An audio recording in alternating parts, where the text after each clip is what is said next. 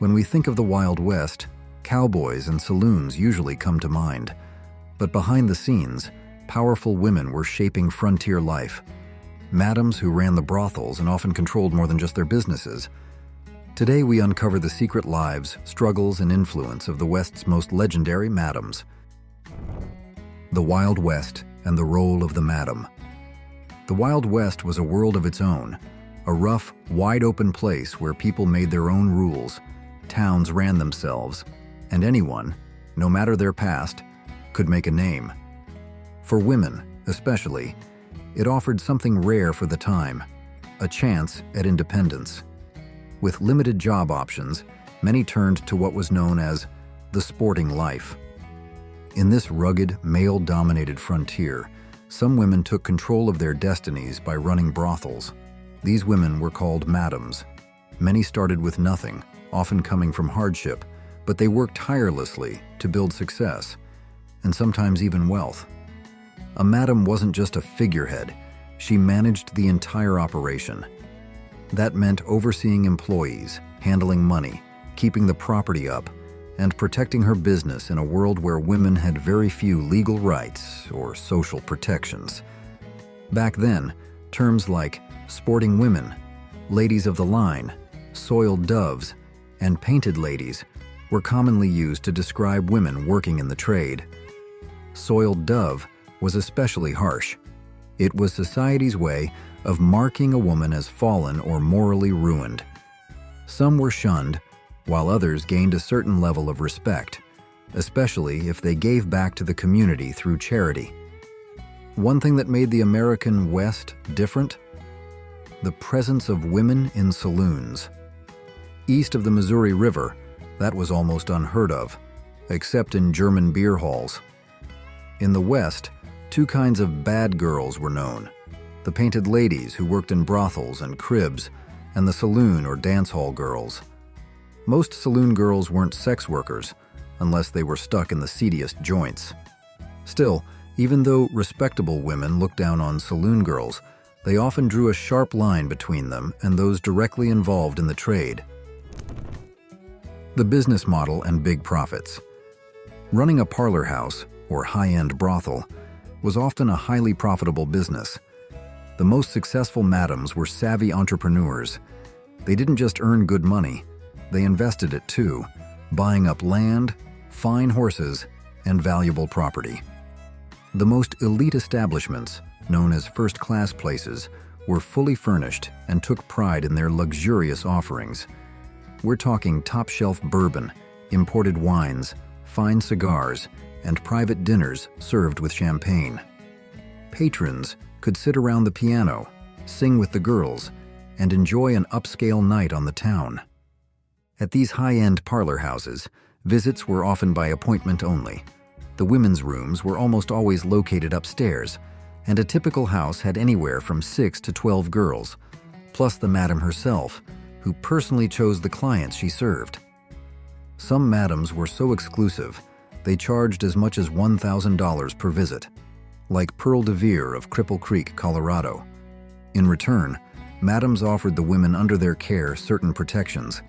They often hired bouncers to keep rowdy or dangerous men out, and in many cases, provided food and housing. But in other towns, the women had to pay rent. The madam would then take a cut of the girls' earnings. How much depended on the house and the services offered. Some, like Mattie Silks, were known for letting their employees keep most of what they earned. Much of the actual profit didn't come from the services themselves, but from alcohol. Drinks were sold at marked-up prices, sometimes as high as 60% more. In some houses, the madam kept all the drink profits. In others, she gave the girls a small commission to encourage more sales. Saloon girls also earned commission this way, even though their drinks were often just iced tea or colored sugar water, served in shot glasses and billed as expensive whiskey. Some houses also ran gambling rooms, and in more unscrupulous places, madams might even encourage saloon girls to rob drunk or unconscious customers.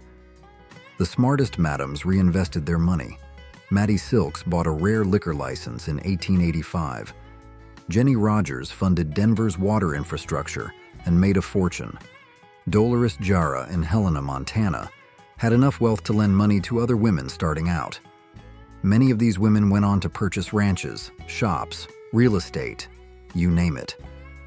In short, they turned a so-called sinful profession into business empires. Managing staff and public image.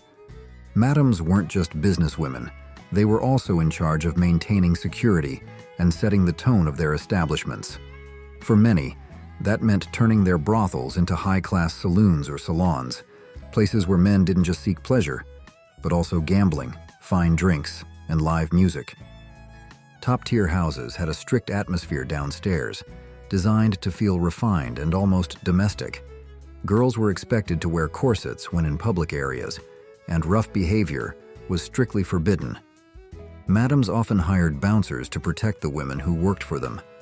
That sense of protection is one reason many girls felt superior to women working the streets alone. Laura Evans, a well-known madam and boarding house owner, paid close attention to how her girls dressed. She even loaned them money to buy elegant clothes, hats, gloves, shoes, and dresses to maintain a high-class image.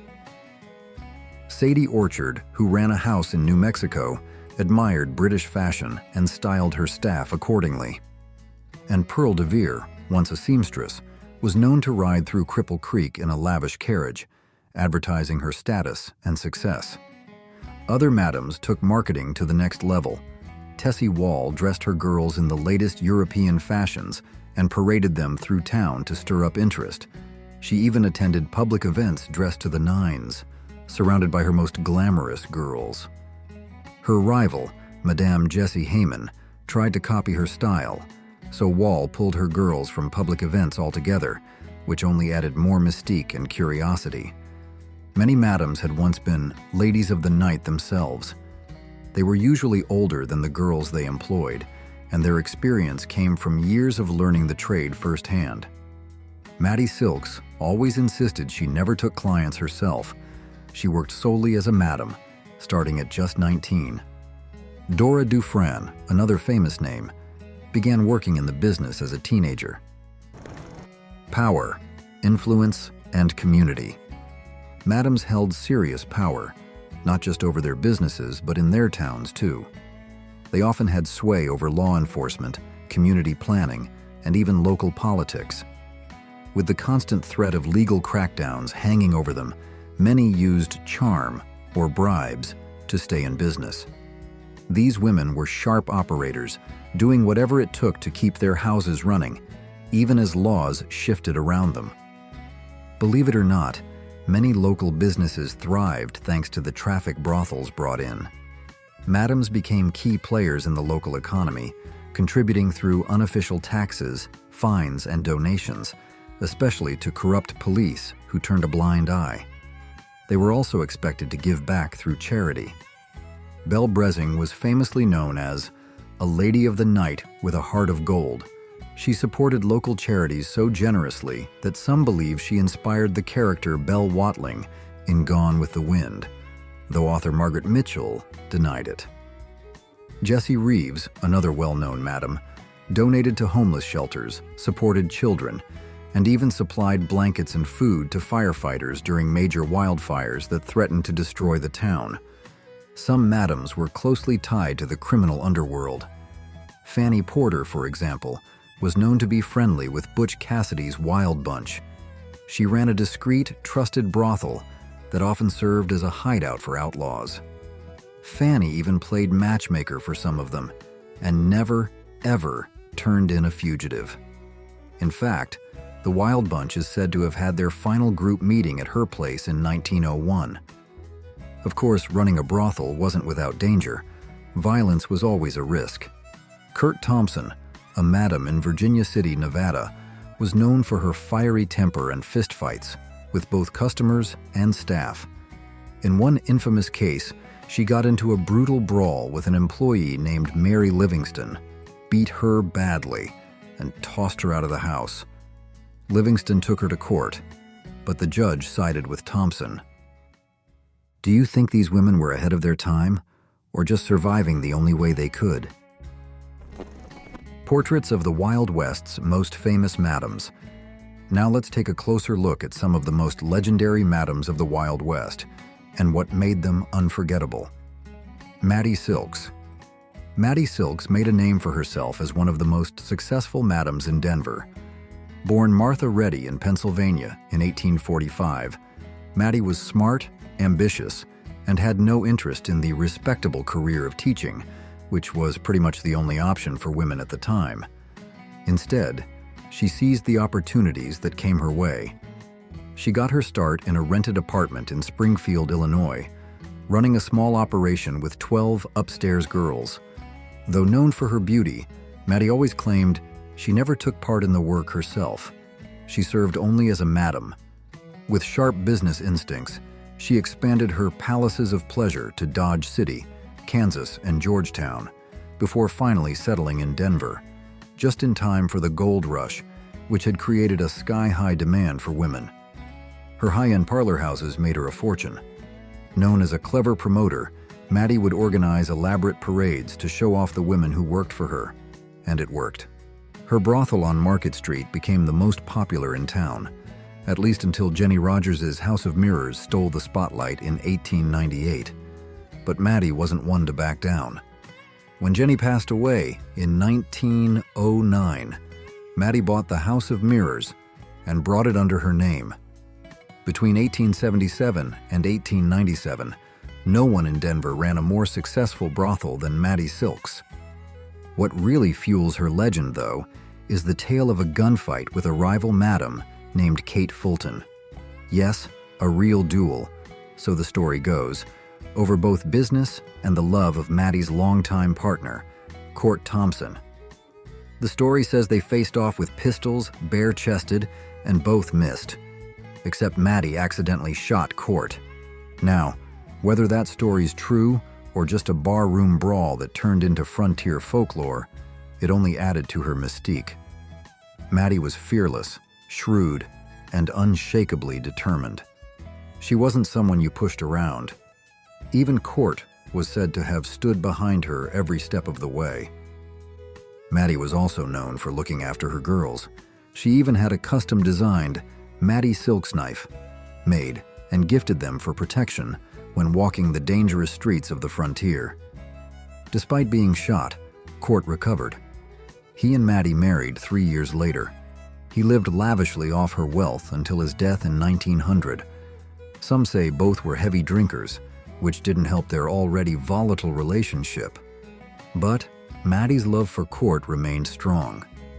Her business kept booming, and her smart real estate investments made her even wealthier. Mattie Silks died in 1929 from complications after a fall. She's buried beside the man she loved, Cortez Thompson, at Fairmount Cemetery in Denver. Few women in her line of work retired in comfort, but Mattie did. Julia Bulette. One of the most enduring legends of the Wild West tells the story of Madame Julia Bulette, who was so beloved by the men of her mining town, Virginia City, Nevada, that they named her Queen of the 4th of July Parade in 1861. She didn't just wave from the sidelines.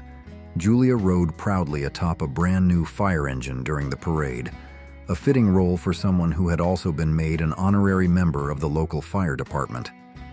Even during her lifetime, Julia's story was wrapped in mystery, gossip, and myth. Some claimed she was born in England, but researchers now believe she was actually born in Mississippi. Details about her early life remain scarce, but we do know she arrived in Virginia City shortly after the Comstock Lode silver boom, one of the very few single women in a town full of miners. Chances are, she came there with one clear goal: to work in what was called the sporting life. But Julia stood out, not just because of her beauty or business sense, but because of her kind and generous heart. Stories of her bravery include helping to fight fires, caring for the sick, and giving shelter to the homeless. She ran her business from a modest house in the city's red light district and quickly became one of the most well-known and successful women in town, going toe-to-toe with the best-run establishments in the area. Tragically, Julia's life was cut short in 1867 when she became the victim of a brutal crime. She was strangled and robbed in her own home. Her death rocked Virginia City. Hundreds came to her funeral, a powerful sign of just how respected and loved she was in her community. To this day, the mystery surrounding Julia Bulette's murder continues to capture the imagination of Wild West historians and storytellers alike. Belle Brezing. Belle Brezing's life started hard and didn't get easier for a long time, but through grit, charm, and sheer will, she built one of the most successful careers of any madam in American history. Born in 1860 in Lexington, Kentucky, Belle was the daughter of Sarah Ann Cox, a woman struggling to survive. Sarah married a man named George Brezing, who was reportedly an abusive alcoholic and eventually abandoned the family. To support herself and her daughter, Sarah worked part-time as a seamstress, and at times in the trade. As a teenager, Belle found herself in the middle of a scandalous love triangle, one that ended with a man dead, another on the run, and Belle left pregnant. She gave birth and stayed with her mother, even after marrying the child's father. But just a few months later, tragedy struck again. Her mother died, and their landlord quickly repossessed the house. With nowhere to go, Belle made a bold decision. She entered the sex trade. It didn't take long for her to rise to the top. She even worked out of a former residence of Mary Todd Lincoln. Before long, Belle had become one of the most famous madams of the Wild West. When she struck out on her own, Belle built up a loyal clientele, men of influence and means, who helped fuel her growing business empire. Over the years, she owned and operated several houses of ill repute, and her operations were so well run that one was famously described as the most orderly of the disorderly houses. Belle allowed her workers to keep most of their earnings, and she made her profit primarily through liquor, especially high-end champagne, which she made sure to stock at all times. Her business thrived in Kentucky until the Prohibition era forced her to close down. Even then, Belle continued living in the same house that had once been her last brothel. Sadly, in her later years, she developed a morphine addiction and was diagnosed with uterine cancer, two conditions that may have been linked. But during her prime, Belle was more than a businesswoman. She was seen as a classic lady of the night with a heart of gold. She regularly donated to local charities and earned such renown that many believe she inspired the character Belle Watling in Gone with the Wind, though Margaret Mitchell denied the connection. Belle only accepted clients from the upper crust, wealthy businessmen, military officers, and members of high society. Her reputation eventually grew far beyond Lexington, all across the country. Fannie Porter. Now here's a story that truly stands out. While most madams of the Wild West lived life on the edge, Fannie Porter jumped straight over that edge with both feet. Legend has it, she wasn't just a successful madam, she was also a close ally of the infamous Butch Cassidy and the Wild Bunch. Her brothel in San Antonio, Texas, became a trusted hideout for outlaws on the run. Fannie didn't just offer them shelter, she was said to play matchmaker for some of them too. Fannie's story began when her family immigrated from England and moved to Texas while she was still a baby. Growing up as an immigrant on the untamed frontier may have shaped her outlook. She entered the sporting life as a teenager and opened her own brothel by the age of 20. Her establishment quickly gained a reputation for quality and for being a favorite hangout of criminals fresh off successful robberies. In fact, it's widely believed that the mysterious Etta Place first met the Sundance Kid while working for Fannie. Now, wouldn't you love to be a fly on the wall back then? What really set Fannie apart was her discretion. She was trusted, never revealing the identity or whereabouts of a client, no matter how wanted they were.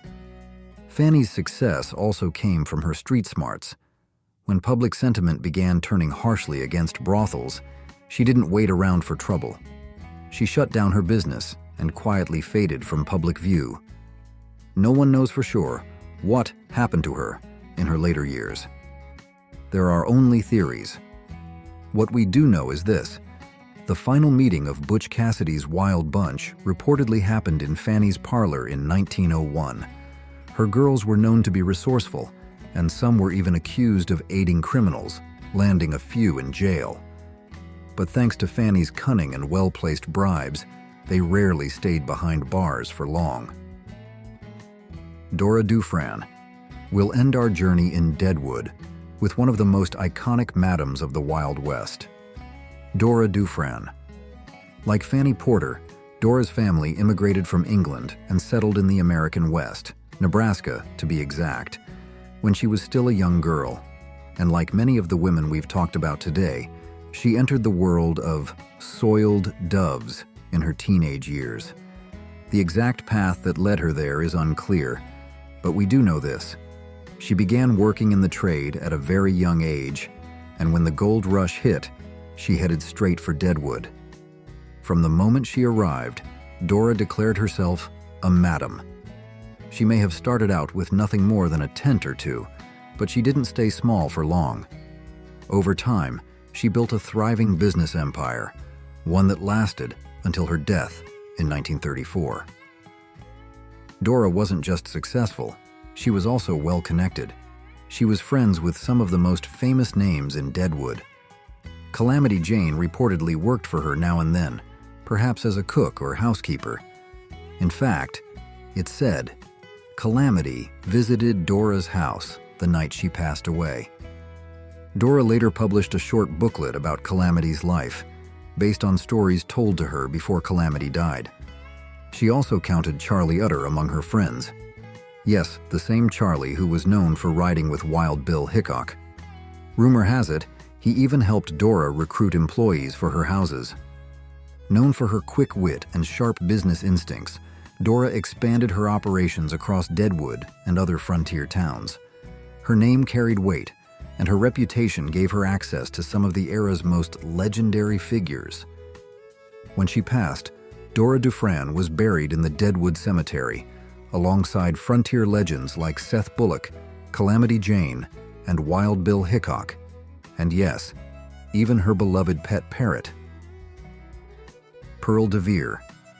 Pearl DeVere was the dazzling and mysterious Madam of Cripple Creek, Colorado, and the proud owner of the lavish Old Homestead brothel. As glamorous as the parlor she ran, Pearl was known not just for her elegance, but for employing some of the most beautiful and well-cared-for women in the West. She made sure her girls were always dressed in fine clothing and received proper medical and financial care, an unusual level of support for the time. Pearl reportedly charged up to $1,000 per client, serving only the elite of society. And because she catered to such a high-end crowd, she kept her establishment every bit as refined. The Old Homestead was the definition of luxury. It boasted fine furniture, elaborate decor, and, get this, not one, but 2 full bathrooms, a rare extravagance in that era. It wasn't just a brothel, it was an experience. Pearl even added gambling tables, creating a full suite of sins, pleasure, drink, and cards, all under one roof. Her clients came from far and wide, even as far as Denver. To maintain the integrity of her house, she required men to bring letters of recommendation before being allowed in. That's how exclusive it was. Pearl herself was a former seamstress, and she loved to show off her success. Often seen riding through the Gold Camp in a lavishly decorated carriage, turning heads wherever she went.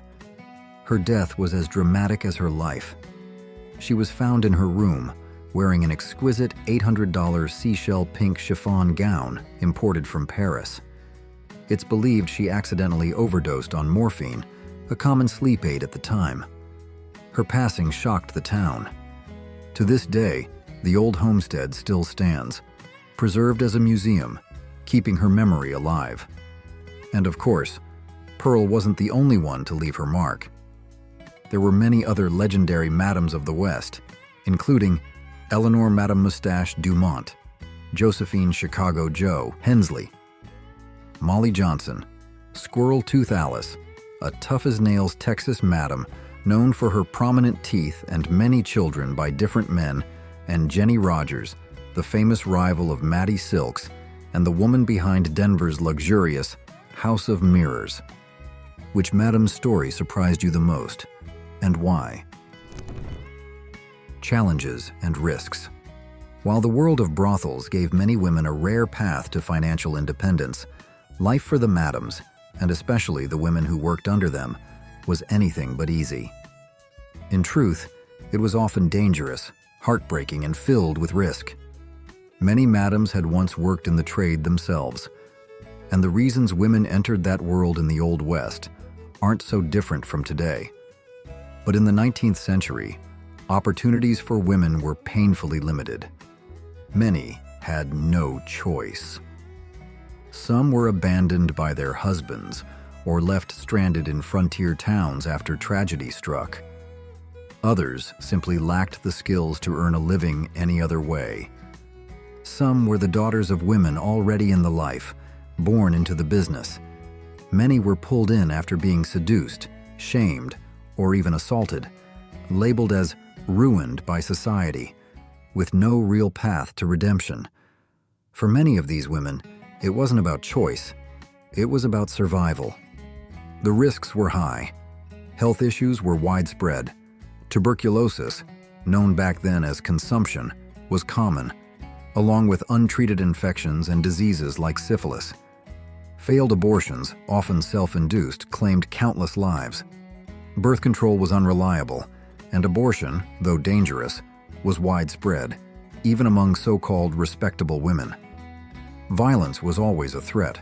Fights between clients, workers, or even madams themselves could turn deadly. In Virginia City, for example, Madam Kurt Thompson famously assaulted an employee named Mary Livingston. Although Livingston took her to court, Thompson was ultimately acquitted.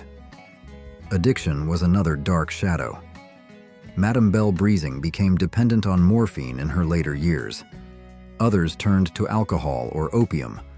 Laudanum, a mix of alcohol and opiates, was sometimes slipped into drinks or smoked. Suicide was tragically common. Madame Sufi died of an overdose in 1877. Pearl DeVere, as we've heard, also died from accidentally taking too much morphine. And Mattie Silks and her lover Court Thompson were both known to struggle with heavy drinking. Not all madams were kind either. Some were ruthless businesswomen who took 100% of their girls' earnings in exchange for room and board. If a client paid $5, the girl might not see a dime. Her share went toward housing, food, and clothes. If she didn't make enough, she could be thrown out. For many women, the Wild West was not a land of freedom, but one of survival. And in that fight, the brothel was sometimes the only place left to go. Personal lives and legacy. Even though they worked in a controversial line of business, many madams had personal lives. Some even had families. Mattie Silks married several times and eventually adopted the daughter of one of her lovers, Court Thompson. Squirrel Tooth Alice, a Texas madam, was married to William Texas Billy Thompson, but at least 3 of her 9 children were fathered by other men. If a working girl was lucky, she might marry well and retire with enough savings to live a comfortable, even respectable life. In the Wild West, asking too many questions about someone's past was considered rude, and most folks were too busy to care. Others used their earnings to open their own sporting houses, run saloons, or even work as abortionists, a grim but in-demand service at the time. These madams were, in many ways, the original boss ladies of the frontier. They turned knowledge of their trade into booming businesses and built personal empires. They gained influence, dressed in style, and created unique identities that stood out in a male-dominated world. Yes, their profession raised eyebrows, but their success was a powerful testament to resilience and grit in a world that wasn't built for them. These women were pioneers in their own right.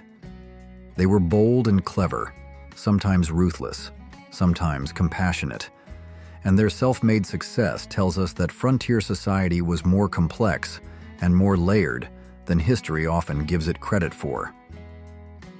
100 best photographs of the beauties of the Wild West.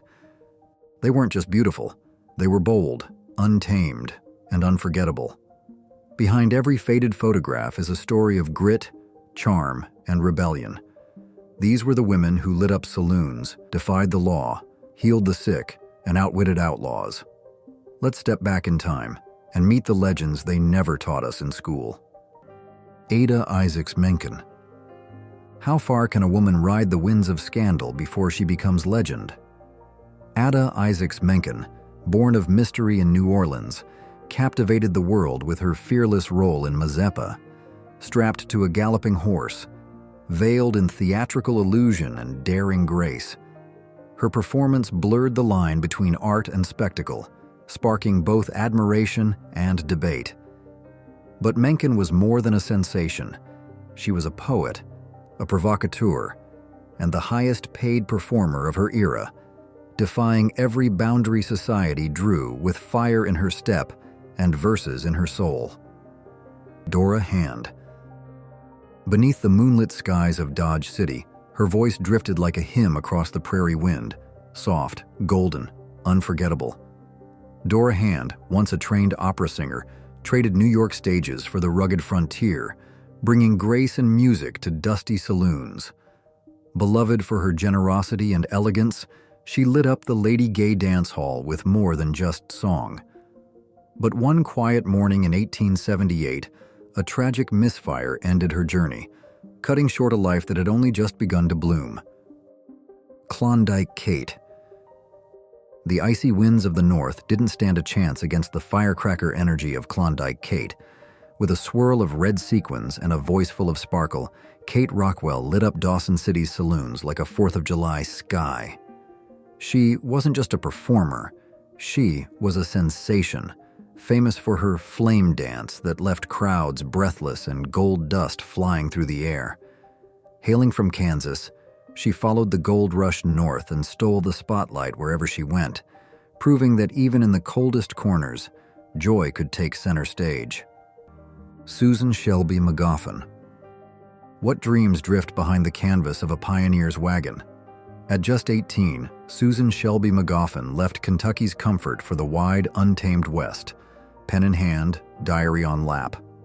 Traveling with her older husband, a seasoned Santa Fe trader, she recorded not only the hardships of frontier travel, but also the soft poetry of open skies, buffalo herds, and native rituals glimpsed along the way. Her journal, graceful, observant, and startlingly honest, has endured as one of the earliest and most vivid first-hand accounts of the Mexican-American War era and life on the Santa Fe Trail. These ladies weren't just pretty faces. Who impressed you the most with their brains or bravery? Annie Oakley.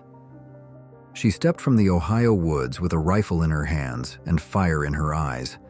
By 15, Annie Oakley had already outshot Frank Butler, her future husband, and caught the attention of showmen across America. When she joined Buffalo Bill's Wild West show, her legend was sealed. Audiences gasped as she split cards edge on and extinguished candles with a single bullet. Small in stature but towering in skill, Annie traveled the globe, proving that greatness has no gender. Her aim was flawless, but her legacy hit even deeper. Calamity Jane. Back when drinks flowed freely and saloons didn't ask questions, Calamity Jane carved her name into Western legend. Boots dusty, voice loud, and heart wide open. Born Martha Jane Canary, she dressed like the men, rode harder than most of them, and cared for Wild Bill Hickok with every ounce of her untamed spirit. Folks say she'd treat the whole bar when someone hollered her nickname. She wasn't prim, she wasn't polished, but she was unforgettable, a chaos-wrapped heroine who lived fast, laughed loud, and never once apologized for it. Belle Starr. They called her the Bandit Queen, but no throne was ever as wild as the saddle she rode. Born Myra Maybelle Shirley. In 1848, Belle Starr galloped through history with confidence in her stride and legends at her side. She crossed paths with the James Younger gang, offered shelter in the shadows of Indian Territory, and was respected as much for her wit as her resolve. She wasn't just a rider or a rebel. She was a symbol of bold defiance wrapped in velvet, a frontier icon who blurred the lines between outlaw lore and elegance. Della Moore. How many hearts have wandered through time, quietly wondering what became of a woman like Della Moore? Once known across Fort Worth and San Antonio for her striking beauty and bold presence, she stepped into the pages of legend when she fell for Kid Curry of Butch Cassidy's Wild Bunch. Their love unfolded in shadows and smoke, chased by danger at every turn. But when his story ended in 1904, hers shifted direction. Some say she walked away from outlaw life entirely, trading thrill for grace, returning to peace as a teacher with stories she never told. Nellie Cashman. Soft light often finds the kindest souls, and Nellie Cashman was one of them. A fearless immigrant from Ireland, she carved her path through the wildest corners of the American West, not only with grit, but with grace. Whether feeding starving miners in British Columbia or offering shelter to the sick in Arizona, Nellie led with heart. By the time she cast her vote in Alaska in 1912, one of the first women to do so, she had already redefined what it meant to be strong, compassionate, and free. Her legacy still warms the trails she once walked. Emma Albani. Velvet gowns shimmered under gaslight, and the notes she sang echoed with both elegance and defiance. Emma Albani, once celebrated as a virtuoso of the grand stage, chose to step beyond the formality of opera houses into a more intimate and expressive world. Draped in gowns, worth a small fortune, and adorned like royalty, she reimagined the art of performance, bringing arias to life with a richness that was both personal and profound.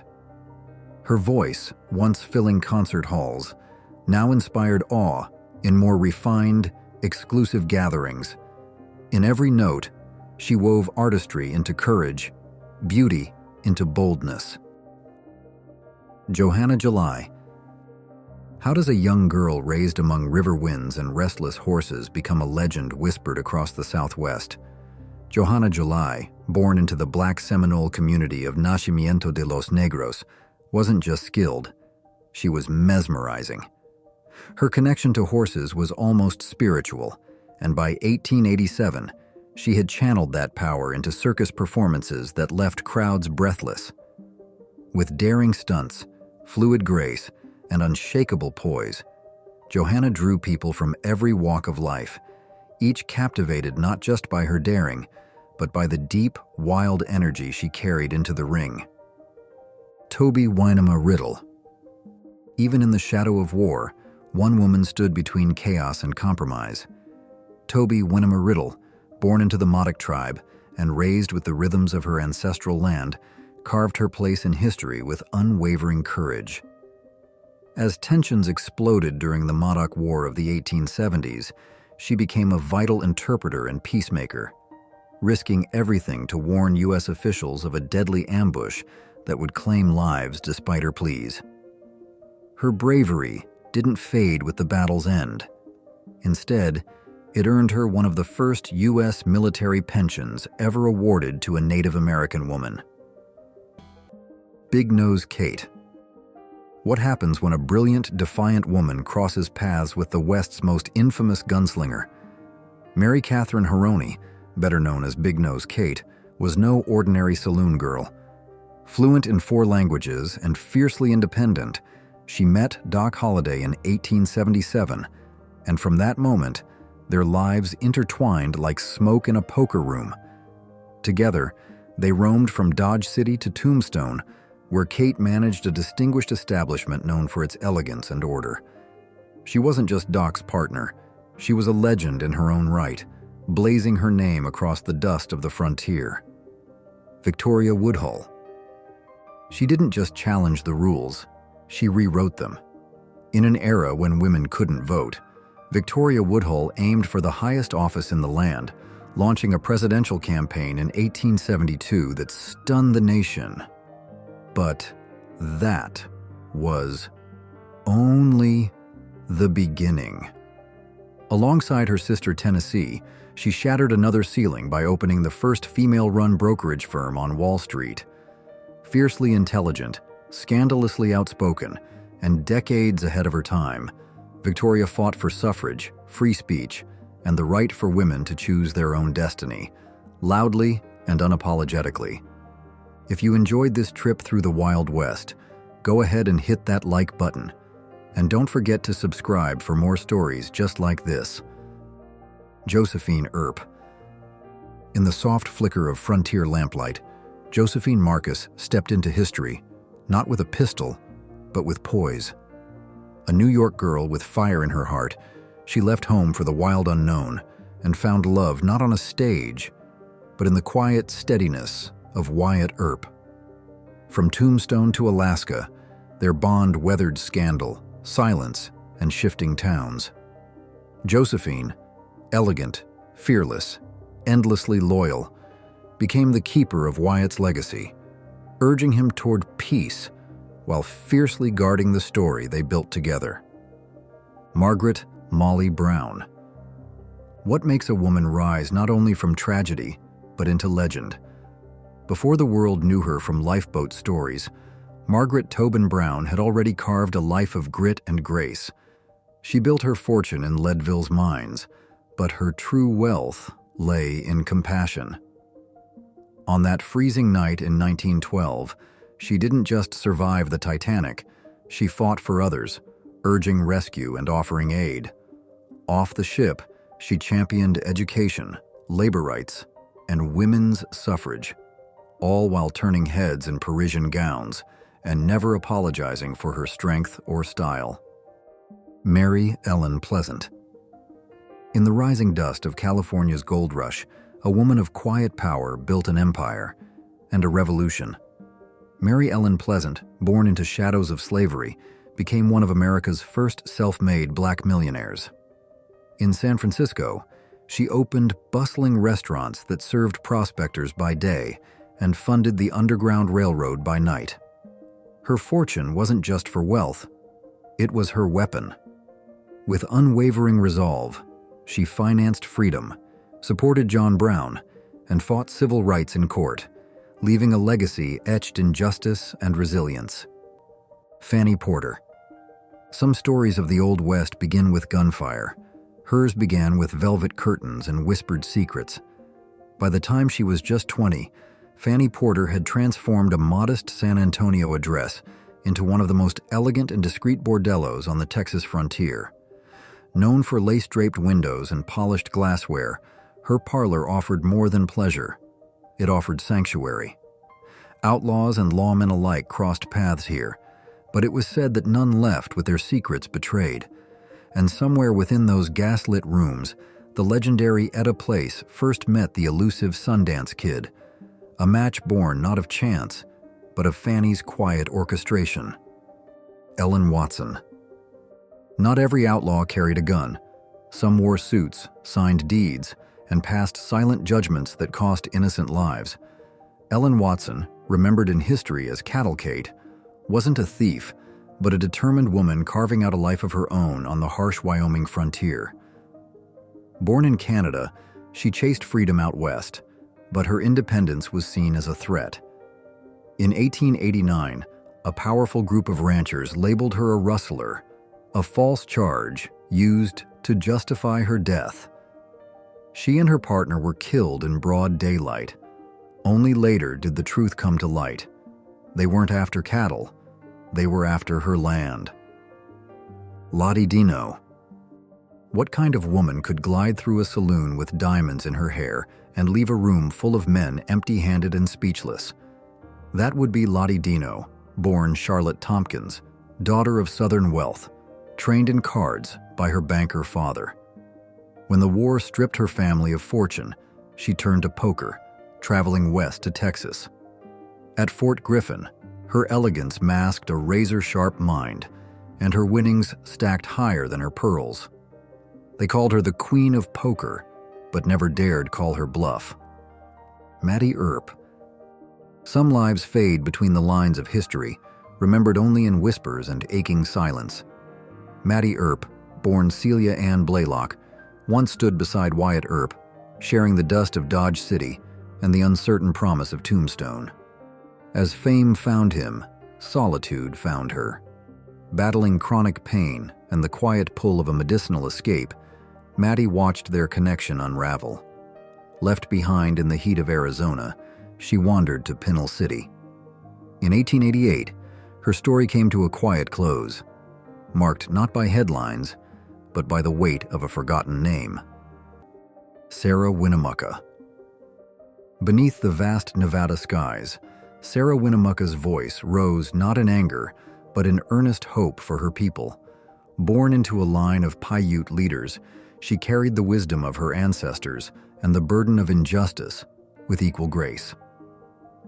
Fluent in many tongues, she bridged the painful gap between Native nations and the U.S. government, serving as both interpreter and Army scout during the Bannock War. But it was in 1885 when she opened a school for Native children, teaching in both English and Paiute, that her true legacy began to bloom, one of preservation, dignity, and heartfelt defiance. Martha Hughes Cannon. Absolutely remarkable in every sense, Martha Hughes Cannon carved a path through history with boldness and brilliance. Born in Wales and raised in Utah, she rose from personal loss and hardship to become the first woman elected to a state senate in the United States in 1896. A trained physician and eloquent advocate for women's suffrage, Martha championed public health and civil rights at a time when few women had a political voice. In an unforgettable twist, she even triumphed over her own husband at the ballot box, proof of her intellect, courage, and unshakable sense of purpose. Abigail Scott Duniway. How far would you go to turn the tide of history in a world that told you no? Abigail Scott Duniway answered that challenge with unwavering fire. A bold voice in the American West, she founded the New Northwest in 1871, a newspaper that gave women's rights a permanent place in Oregon's public discourse. Her tireless campaign spanned decades, culminating in 1912 when women finally won the vote, and she was asked to draft the official proclamation. Through journalism and fiction alike, Abigail painted a future where justice wasn't just imagined, it was written into law. Pauline Cushman. She wasn't just an actress, she was a daring chameleon in petticoats, slipping behind enemy lines with a script no one expected. Pauline Cushman, born Harriet Wood in New Orleans, left the theater lights of New York for a much darker stage, the battle-scarred fields of the Civil War. In 1863, a Confederate offer to toast Jefferson Davis became her cue to enter espionage for the Union. Beneath her elegant gowns and charming smile, she carried sketches of enemy fortifications hidden in her shoes. Captured and facing execution, she was rescued just in time by advancing Union troops, cementing her place as a legend in America's secret war. Mary Halleck Foote. The distant clatter of mining carts, the scent of dust and pine, and the quiet strength of pioneer women. These were the textures Mary Halleck Foote brought to life. Trained as an illustrator in New York, she left behind refinement for the raw spirit of the American West, following her husband, a mining engineer, into remote frontier towns.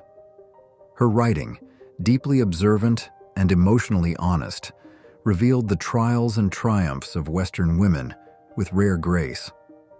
Alongside her vivid prose, her illustrations graced major 19th century publications, blending artistry with authenticity in ways that still resonate today. If you're still watching, type yes in the comments. Let's see who the real legends are. Mary Coulter. Could a building whisper the story of a canyon or echo the spirit of an ancient people? Mary Coulter believed so, and she spent her life proving it. As one of the very few women architects of her time, she infused stone and timber with soul. Her designs, like the Desert View Watchtower and Hopi House, didn't sit on the land, they belonged to it. With a poet's heart and an artist's eye, she honored native traditions, southwestern texture, and natural form, forever reshaping how America saw and felt its western landscapes. Polly Pry. With a sharp pen and sharper instincts, Polly Pry carved her name into the rough bark of frontier journalism. As the Denver Post's first female reporter, she confronted injustice head-on, advocating for Alfred Packer's right to a fair trial and shedding light on harsh conditions at indigenous boarding schools like Fort Lewis. Her fearless reporting drew threats, and in 1904, she narrowly survived a violent attack. Undeterred, she launched her own paper, speaking louder than ever in a world that tried to silence her. Which one of these Wild West women would you want to hear more about in a full-story video? Let us know in the comments below. Lola Montez. She arrived like a storm in silk and scandal. Lola Montez, the Irish-born enchantress who reinvented herself as a Spanish dancer and electrified Europe with her undeniable presence. Kings were drawn to her, most famously Ludwig I of Bavaria, whose reign she nearly upended. But Lola didn't stop at royal courts and Paris stages. She blazed through the American West, captivating minors, defying convention, and championing women's independence. Her every step, whether on stage or in protest, was a bold rejection of the world that tried to tame her. Susan Anderson. Could anyone have imagined that a quiet woman in a snowbound mountain town would become a legend of frontier medicine? Susan Anderson, affectionately known as Doc Susie, shattered expectations when she chose to practice medicine in the rugged isolation of Fraser, Colorado. After earning her degree in 1897, a rare feat for women at the time, she committed herself wholly to the people of the Rockies. From childbirths to epidemics, broken bones to heartbreak, her hands were always ready. During the devastating 1918 flu pandemic, her bravery and endurance saved countless lives and secured her place in Western history.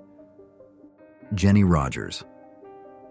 In the heart of Denver's Market Street, where velvet-lined whispers floated through gaslit corridors, Jenny Rogers rose not by charm alone, but through sharp vision and command.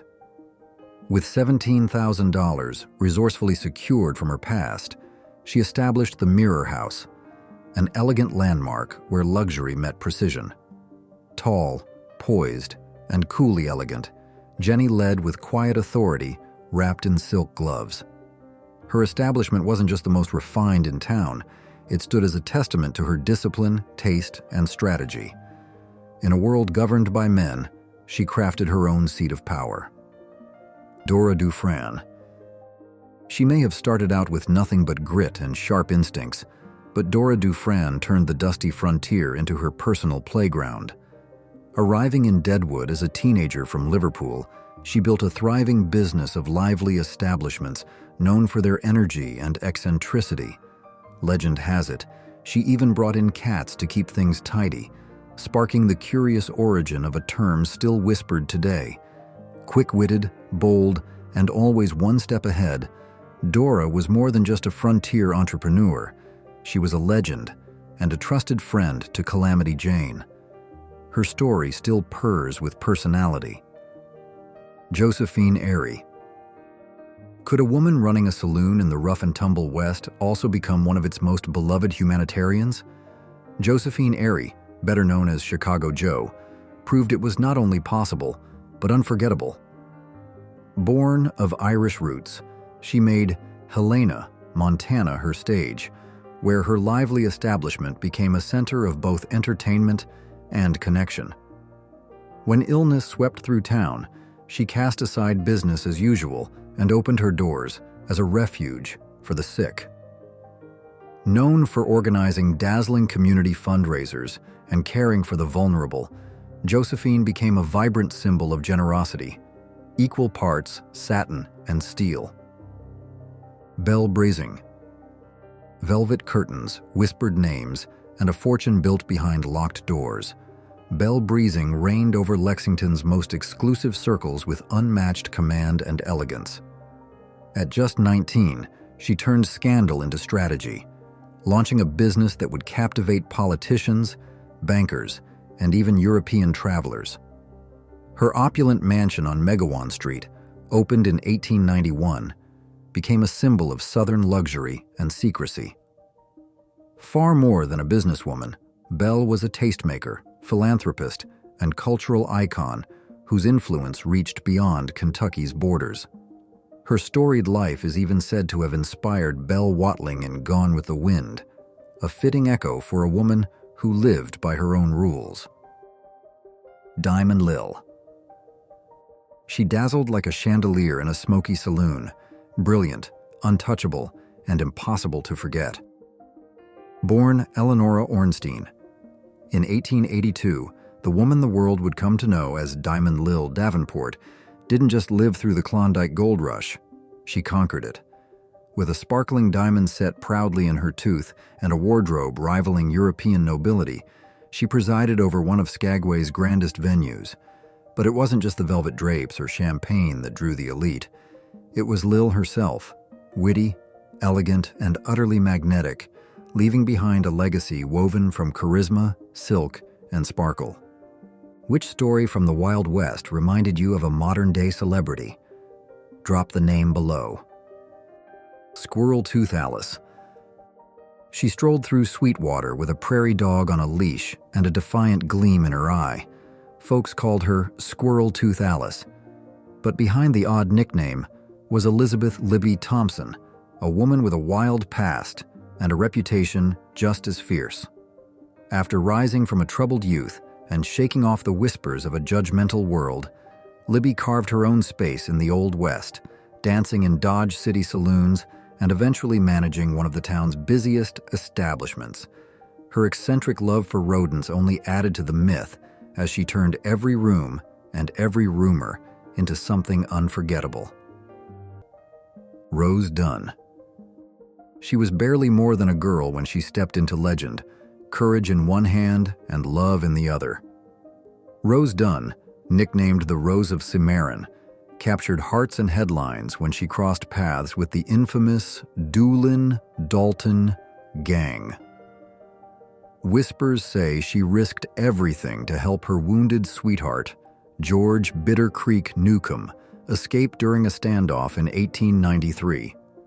Though her heart once beat wild for an outlaw, Rose later turned away from that dangerous path, choosing instead a quieter life, marriage, family, and the fading echo of frontier days.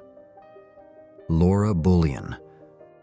How does a young woman slip past lawmen, dressed in trousers and shadow, then vanish into legend? Laura Bullion, known as the Thorny Rose of the Wild Bunch, didn't just ride with outlaws, she outmaneuvered the system. With steely nerve and clever disguise, she carried messages, handled hidden goods, and moved through the underworld of frontier schemes. Often blending in by dressing as a man, she slipped through danger unseen. Her eyes, sharp as her wit, missed nothing. In a world shaped for men with guns, Laura carved her place with style, smarts, and a whisper of danger. Lotta Crabtree. With a sparkle in her eye and a banjo in hand, Lotta Crabtree lit up the dusty camps of California like a 4th of July firework.